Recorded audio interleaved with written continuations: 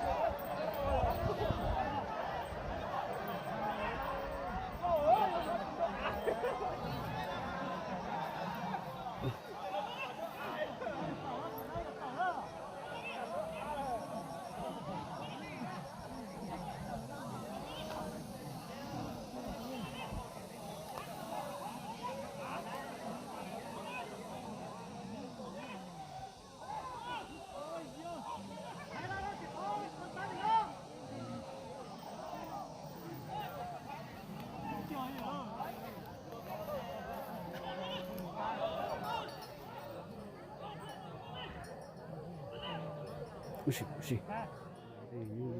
Kayaknya rusak kok kayaknya.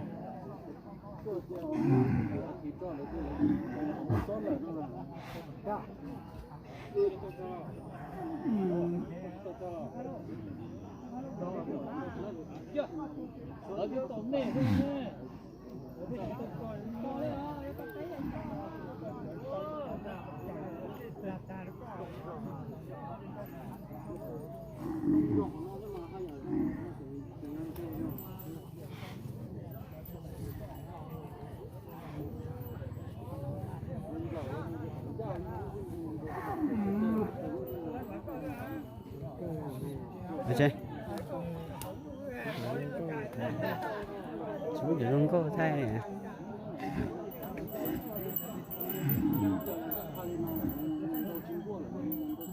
Tôm đấy nó chỉ là cho này.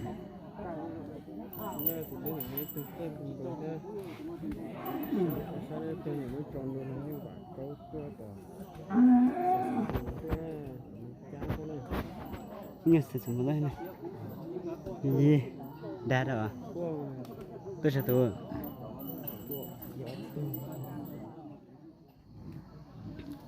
Nó chỉ mấy cho chị làm đồ chơi ha. Cái chuyện tận cô không?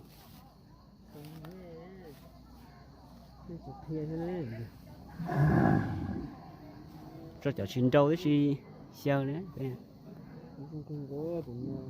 Xin chào gia nó có hai tuần nó từ nhà trâu là xong tới tu mà thẩm vợ đó này là lái cơ ha tụi nhung nó vừa sát là sau là thẩm mê nữa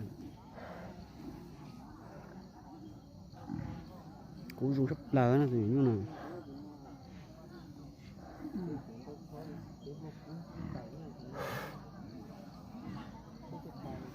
ta xin nói chị tụi nhung nó có hơi tụi nhung lo cái nhà nó sát của này hết rồi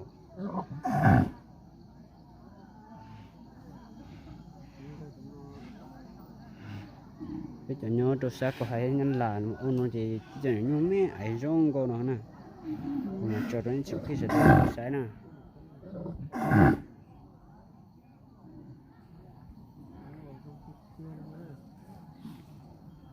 giờ là tôi sẽ cho kịch đầu là phần bánh tôi ha cũng sao tôi được sai hồ với tên nè ở YouTube là đi shop cho đầu nè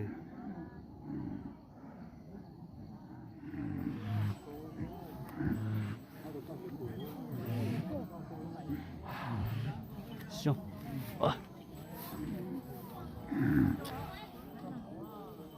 Thấy nó.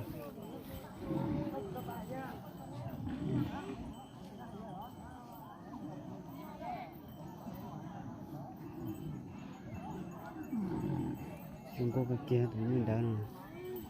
Giờ cú sắp lở thế này. Nó được sẽ ăn làm gì nữa này.